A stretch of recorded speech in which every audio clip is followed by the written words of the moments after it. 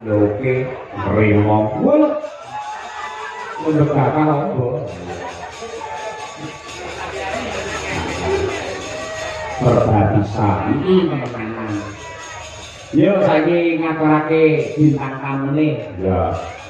Pendhira kita. Mereka uga karo Mas Gareng Pacitan. Coba tak men salin rasa palang kekek tak? Gareng Dagelan ke Jawa Timur Mas Gareng nanti ya palang kekek. Maka dihormati Mas Gareng dan Pak Eka uga dadah.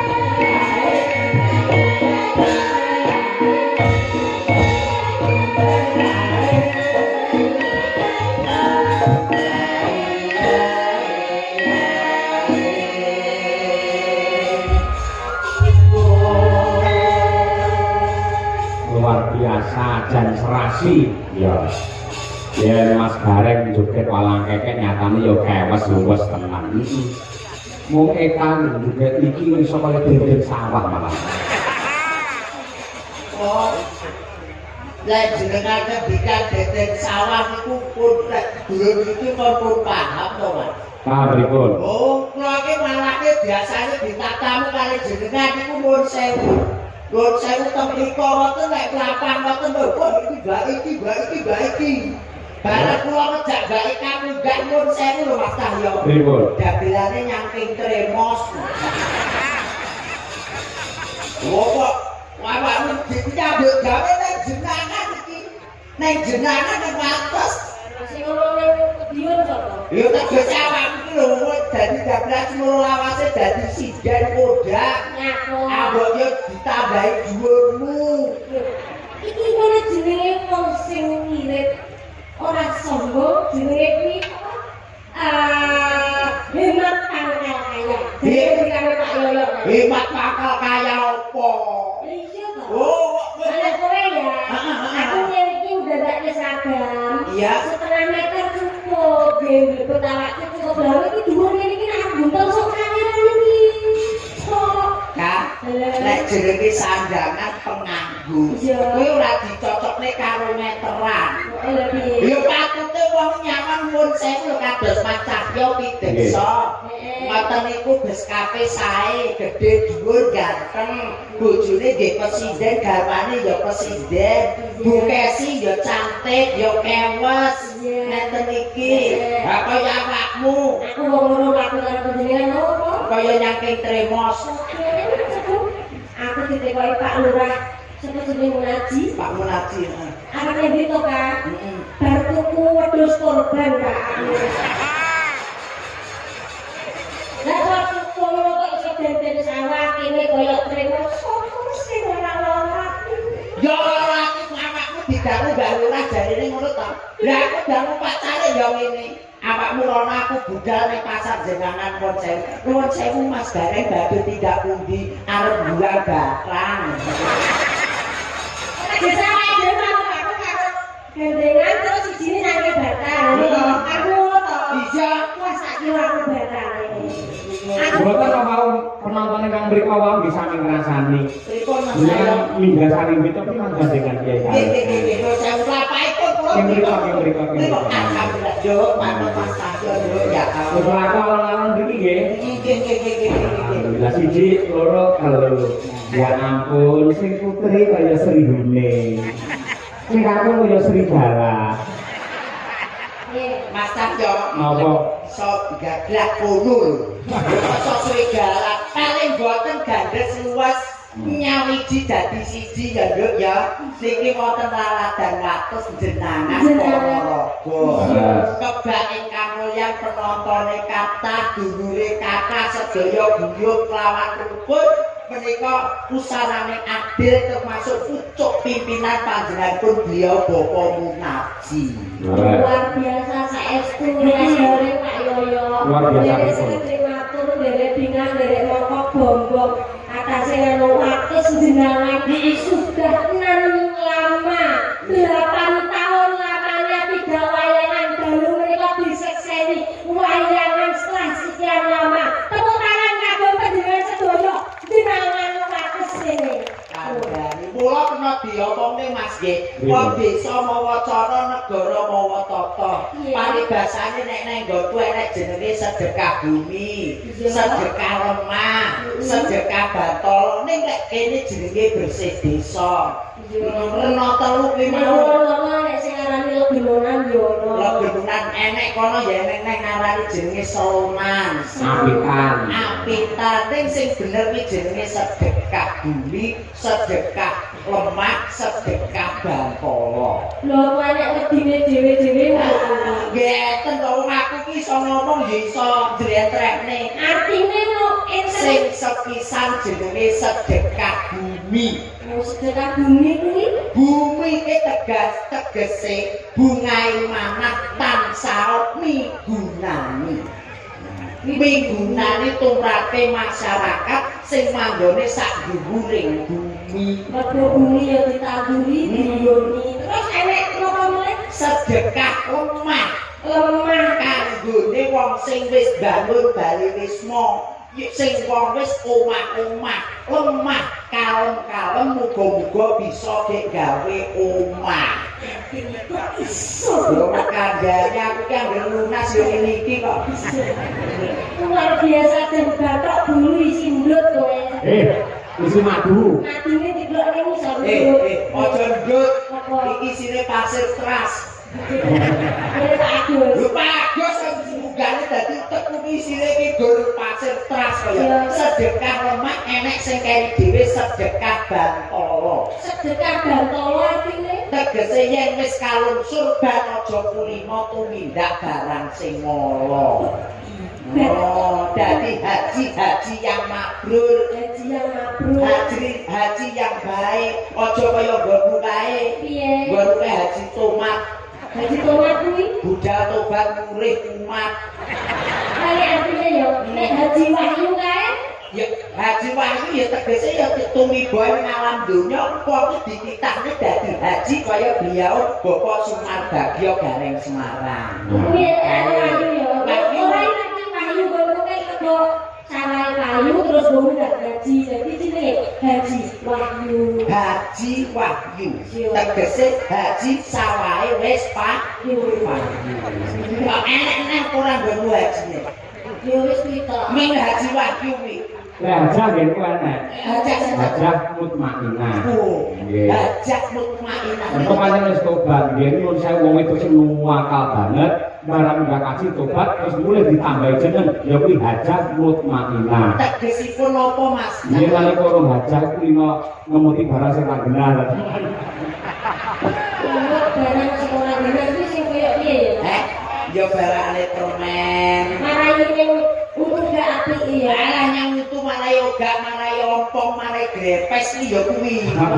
Ya kados sedulur jenengan tenggene wates niki nuwun sewu Mas Cahyo. Nyobain kamulyan dulur-dulur kula niku nunggal rasa, nunggal tresna bengi ngemekne wayangan gelar kelir kanthi dalang kicah ya pun tadi alhamdulillah ngendikane Mas Dalang wau wis ora sareka warna perwuwung 100.000.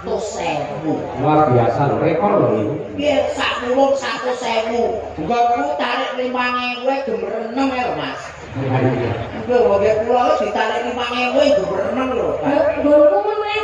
Apa? Malah gumun. Ora tau wayangan. Wayangan pisan ora ada sing dodol. Lah terus Ya wis sepi ngono sing delok harus sing loro karo sing Pak Lurah limo. ya kuwi kudu ditekate kaya beliau Pak Munaji kene. Ya luar biasa Mas Anu kunane bakul-bakul dalam tebak kabeh. Ya kuwi sing jenenge rezeki ora dienggo awake dhewe. Betul. Keluarga akes kene nyatane awake dhewe yang yo sak keluarga kene di rawuh yang kene to. Alhamdulillah. Keturapan rezekine keluarga jenengan kene. Ora mung awake dhewe tok sing keturapan, para bakul-bakul sing ngono-ngono kae yo keturapan rezekine keluarga kene. Muga-muga keluarga kene tansah pinangan rezeki ingkang kathah. Amin. Rezeki ingkang berkah. Amin. Pinangan sehat. Amin. Kang panjang yuswa. Amin. Sing urung entuk jodoh kaya sing mau ya Pak. Muga-muga nang entuk jodoh. Amin. Sing wis duwe bojo, muga-muga tambah ya Mas. Tambah berkah.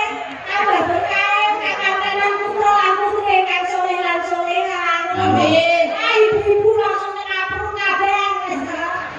Tambah berkah ngono. Ora sing duwe utang, muga-muga sing diutangi ya ndang lali ya. Terus semangat kabeh. Wis utang ndang lali malah dikroyok wong pirang-pirang. Dan ikhlas tapi jenenge itu tidak menyangka. Iya. Saling mengingatkan. Betul. Bahu membahu kaya keluarga ageng kene. Keluarga ageng jenengan wates pripun kabare? Kali sunipun tak nggih sae to? Alhamdulillah jenengan reksani Mas Gareng kabul saking Pacitan. Sae nggih? Mas Gareng sae apa sae? Kang mangkato dhewe. Iki sik anu nek bicara sak lajenge sik elek iki Apa apik iki? brobosan. Kok yo kulino awakku lho. Kuatine teng alam donya kok yo nyedake kancane.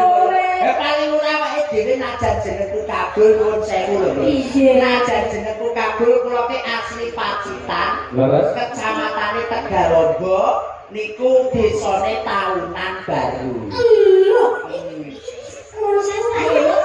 Iki sing ning YouTube Lho, sing kuliner lho. Asmane Mas Garangan Pacitan. Lho iki apa? Garangan Pacitan. Garangan Gendrawut nggonmu. Kok iso Ya jare Pak Yono kene gendeng Surakarta Surakarta. Nek Sragen Sragenan. Sragenan. Nek Ayodjo Ayodjan. Nek Gareng Gareng. Wah. Ya, Nggih mau Mas Gareng mau alamatnya desane pundi? dulu. Nek kula nggih tetep Pacitan, Kecamatan Tegalombo, Desa Taunan Baru. Kok menawi Mas Cahyo tadi jatipipun? Pulau Karanganyar, Kecamatan Jaten, Desa Jaten, Sawan kampungipun. Sami kali Mbak Kesi. Sami. Lah iki yo ditepangke. Luar biasa Pak dalam undang di dosen di Surakarta. Betul. Karanganyar Jaten. Jan Moncer asal Jaya. Rurono dhisik Pacitan, Pacitan Tegalombo tahunan baru. Mas Cahyo Karangan Jaten. Dalam undang desa sisi Surakarta tambahane misuwur kontek asline. Mas Gareng saking Pacitan. Hebat nggih. Mas Mbak Eka saka Kabupaten Sragen. Sragen. Men kenal. Nggih. Terus kecamatan Saking Sragen Sukodono. Kecamatan Sukodono. Nggih. Desa Desanipun Balarjo. Dusunipun? Mas Cina Pacitan dengan Jaten. Ya. Anaknya. Kalau saking Sragen Sukodono Balarjo. Dusune.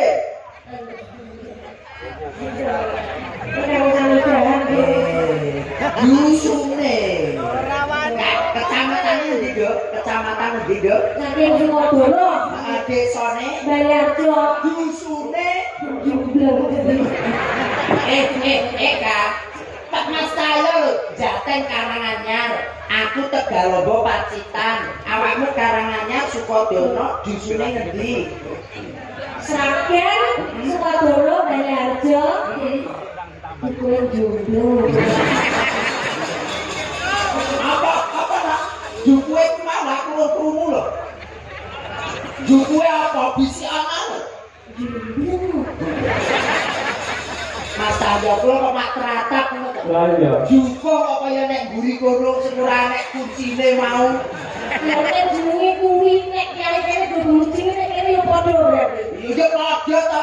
Ngaku nek kono mau ya belar ora nek ciduke yo. Terus kamu njaluk obat karo Pak Madi. Iya aku jaluk karo obat karo Pak Kono. Obat apa? Karo obat tablet nih. Lah niki kata sangat pamundhut Mbak Eka Mas Gareng. Jadi wau wonten sing ngesake Mbak Eka supaya ngendang. Oh, diaturake. Terus menika saking kawula Hari-Hadi. Nggih. Nyuwun gending belo. Salam kagem uyumpungan RT 2 RW 2 Kerajaan Wates.